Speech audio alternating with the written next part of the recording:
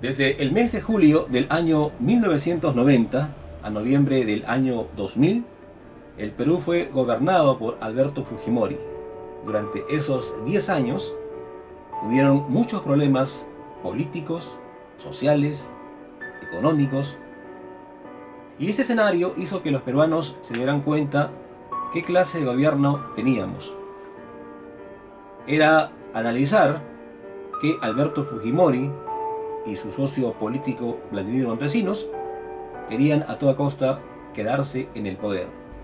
En ese sentido, los diarios que ponían titulares que desprestigiaban a quienes se oponían al régimen aparecieron con mucha frecuencia. Hablamos de El Chino, El Men, La Chuchi y otros diarios que en ese momento aparecieron para también contribuir con este corrupto gobierno de Alberto Fujimori.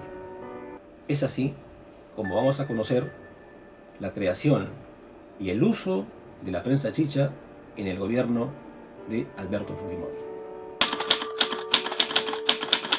Si bien es cierto, el inicio de la prensa popular se dio en la década de los 50, cuando apareció el diario Última Hora, que utilizaba en sus titulares un idioma bastante jocoso, un lenguaje que atraía a los diversos lectores.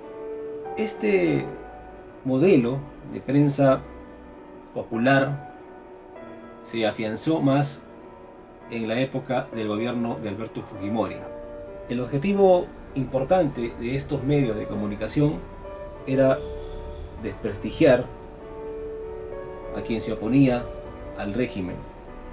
Era ponerle una traba para que continúen en carrera electoral. Y estas principales víctimas en esos momentos fueron el recordado Alberto Andrade, Alejandro Toledo, Luis Castañeda, entre otros, quienes tuvieron que soportar esa presión mediática de parte de los medios de comunicación que se alinearon al régimen de ese momento, que estaba presidido por Alberto Fujimori y Vladimiro Montesinos. Muchos autores concuerdan y coinciden en que la prensa sensacionalista escrita cambió y modificó su línea informativa para estar al servicio del fujimorismo. En ese sentido, los diarios sensacionalistas recibieron financiamiento de parte del Estado, pero en forma encubierta. De esta manera, el Perú en el año 1998, cuando pasaba por diversos problemas de índole social, factores económicos y también el tema político que ya se estaba descubriendo, a pesar de tener una década en el gobierno, Alberto Fujimori lanzó nuevamente la candidatura para un nuevo mandato. Definitivamente este paso no fue nada victorioso. En esta última etapa, en que los medios de comunicación que habían sido absorbidos por el régimen exageraron, diríamos, en poder poner titulares que a las finales iban a hacer propio daño a quienes los habían contratado. Pero también lo que un poco no favoreció al gobierno de Alberto Fujimori fue los fenómenos naturales. Recordamos ese fenómeno del Niño, que también causó bastante problema en el norte del país y trajo consigo pérdidas económicas y también de viviendas en la parte norte de nuestro país. Indudablemente el gobierno de Alberto Fujimori ya estaba yéndose en picada. Sin embargo, su postulación para un nuevo gobierno seguía en pie y su lucha era seguir luchando, y sus socios, en este caso, eran los medios de comunicación sensacionalistas, quienes estaban a su disposición, por decirlo de una manera, para poder también contribuir con su causa. Los medios de comunicación durante el mandato de Alberto Fujimori no eran ajenos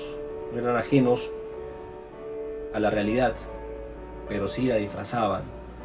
Se manifestaban de diversas formas, y esto en realidad contribuía a que los ciudadanos no tengan una verdadera visión o una verdadera imagen de lo que en realidad pasaba en el país.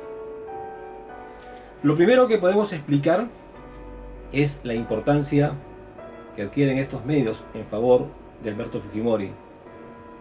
Pero también había del otro lado los medios, en el caso específico de la República, que trataba de enfrentar a este nefasto gobierno diciendo la verdad e inclusive recibiendo amenazas al diario y a sus periodistas.